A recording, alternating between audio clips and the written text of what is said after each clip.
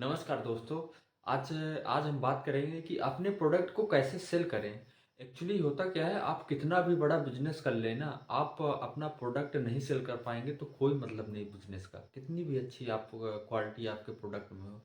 Main सबसे business में ज़रूरी है सेल करना, कि आप मिनटों मिनटों में कैसे सेल कर कर ले रहे हैं।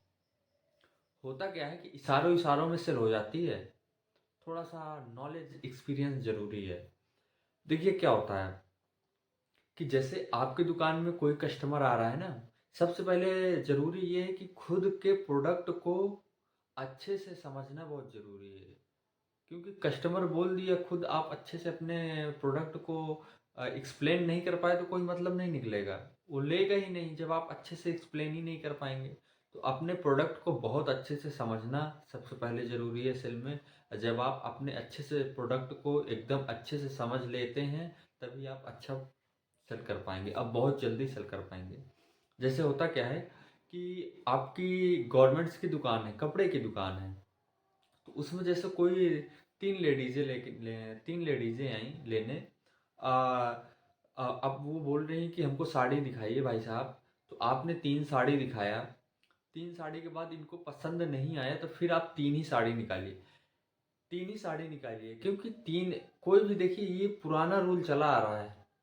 अब्बा के ज़माने से चला आ रहा है, सदी 16वीं सदी में से चला आ रहा है। कभी भी आप देखेंगे ना गारमेंट्स की दुकान में, आप कभी एक कपड़ा नहीं निकालेगा, 3 से कम तो वो निकालेगा ही नहीं।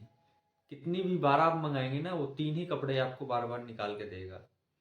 तो आपको 3 कपड़े देना है, बड़े से बड़े प्राइस वाले देना है। सबसे छोटा प्राइस आपको निकालना नहीं है, क्योंकि वो प्राइस आपको तभी निकालना है जब कस्टमर समझ जाएगा कि यार ये कस्टमर नहीं लेगा, अब चला जाएगा। तब आप सबसे छोटा प्राइस निकालिए, कस्टमर को संतुष्टि मिल जाती है। सबसे बड़ा प्राइस निकालिए तो डर जाएगा, यार ये तो मेरे बस की है नहीं। तो फिर आप 2 प्राइस और छोटे निकालिए। ये होता है। जैसे कोई कस्टमर कह रहा है कि हमको पसंद नहीं आया, आपने फिर 3 साड़ी निकाला।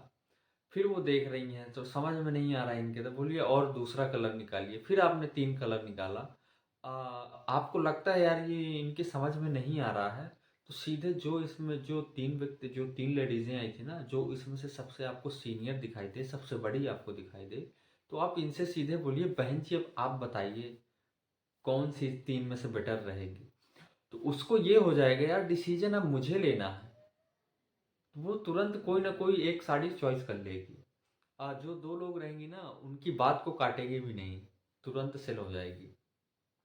और क्या होता है उसके बाद, जैसे कोई कस्टमर आपके पास आया, आपने आ, कोई कपड़ा आपने निकाला। अब इसको आप इतना एक्सप्लेन करके महसूस करा दीजिए कस्टमर को, इतना महसूस करा दीजिए कि वो आपका प्रोडक्ट ले ले। बहन जी ये साड़ी ये सूरत से है, यहाँ पे ऐसी साड़ियाँ मिलेंगी नहीं आपको। क्योंकि हर एक दुकानदार नहीं रखता है, क्योंकि बहुत, एक कपड़ा पहले देखिए कितना सॉफ्ट कपड़ा है। तो सोचेगी अरे सही कह रहे हैं। प्राइस भले ही महंगा है, लेकिन आप इसको 1 साल तक इसमें कुछ होने वाला नहीं है।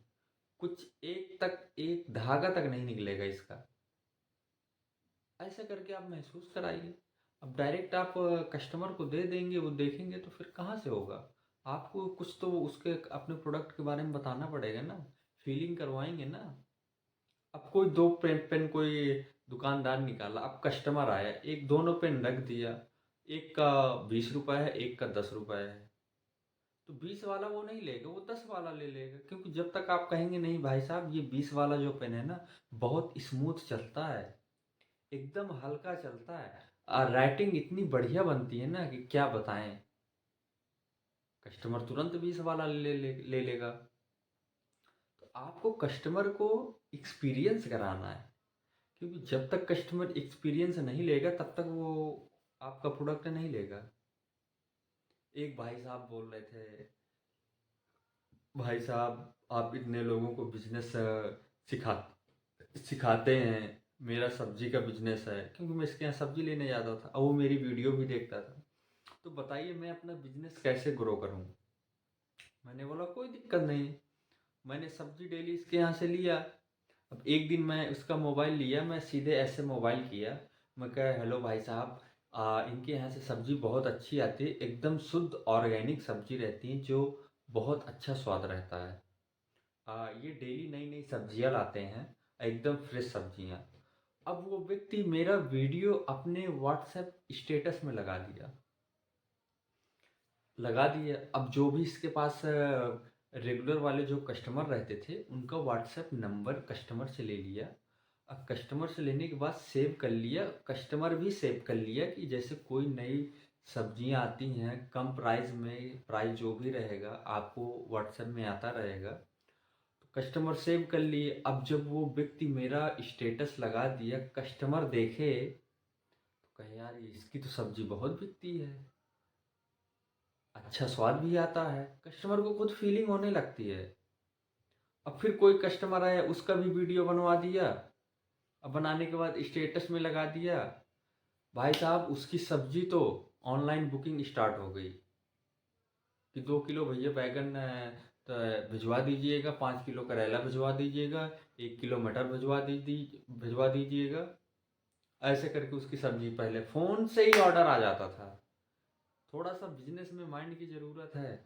अब वो व्यक्ति स्टेटस ना लगाता, कस्टमर का नंबर ना लेता, तो डेली बैठता 10 रुपये, 20 रुपये, 30 रुपये ऐसे करके भेजता। अब तो घर बैठे उसकी बुकिंग हो जा रही है, घर से ही सेल हो जा रहा है, कस्टमर धीरे धीरे बढ़ते गए। तो देखिए बिजनेस में सबसे ज़रूरी है कि आपको माइंड से आपको सेल करना है। बिजनेस इतना हवा नहीं है जितना आप समझते हैं, एकदम इजी है, एकदम सिंपल है। क्योंकि बिजनेस जैसा आपको पैसा कहीं नहीं मिलने वाला है, कितनी भी आप नौकरी कर लें,